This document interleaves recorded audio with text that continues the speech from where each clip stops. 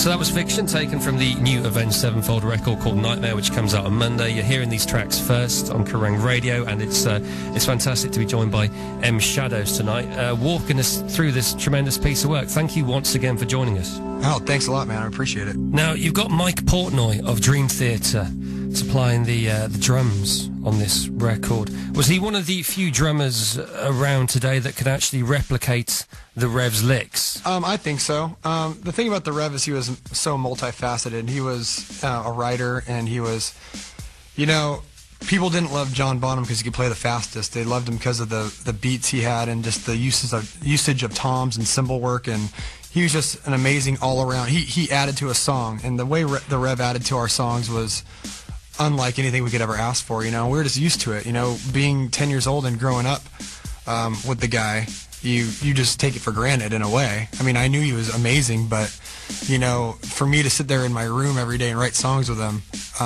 you take that for granted eventually after 18 years.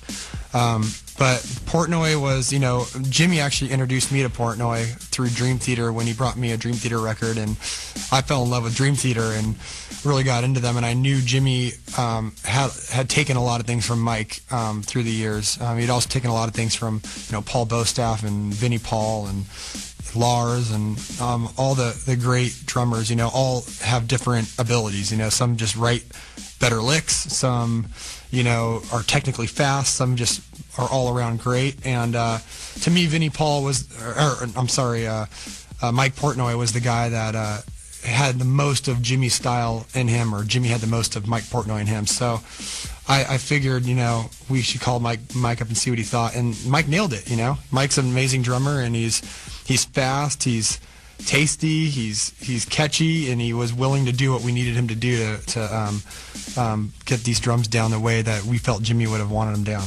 And Dream Theater don't mind you having Mike? They're okay. I don't know, man. You know, like they've seemed very cool. You know, I just got an email from James Labrie recently through our sound guy talking to me about vocal coaches, and they've seemed to be really cool. And Mike's kind of, from what I understand, Mike's kind of the leader of that band. They just finished a record. They just finished a huge tour with Iron Maiden in the States.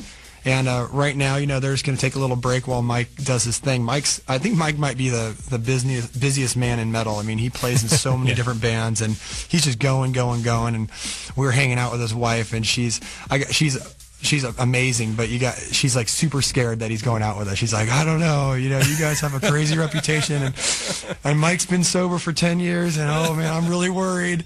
There's gonna be girls, and so it's really cute and it's awesome. But we're gonna, you know, take good care of him and be good you know, influences around him. But we're looking forward to it. I could imagine that conversation. It's like, so honey, I'm just gonna I don't know, I might just go and hang out with the Avenged Sevenfold boys for a bit. Is that all right? Yeah, I'm going out with this band. Yeah, exactly. But he sounds fantastic on there. He really does. Does he feature on the whole record, or are there parts where you've actually been able to use bits that Jimmy would have done perhaps in the early demos, you know? No, basically what happened was we recorded the demos in my home studio, and we have an electronic drum kit in there. And it's a great sounding drum kit, but you can't really do much with it. And I know Jimmy, you know, what he would do is he would lay down a song the first time listening to it through, and then he wouldn't come back with drum parts and exactly what he wanted to do, like the little flourishes and stuff, until the record. And he would work for days on end on that kind of stuff. So to use his demo, I think would be a disservice to him, because that's not what he would want on the record. And we also couldn't manipulate anything. We couldn't change drum tones. We couldn't do anything with it. You know, it's the tone is what it is when you're using an electronic kit. So what we did was we gave Mike all the demos of Jimmy playing, and we said, please learn this to a T.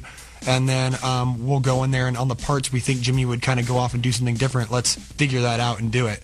And so that's exactly what Mike did. He played virtually exactly what Jimmy would have played, and on certain parts we let Mike do his thing, and certain parts we said Jimmy probably would have done something like this.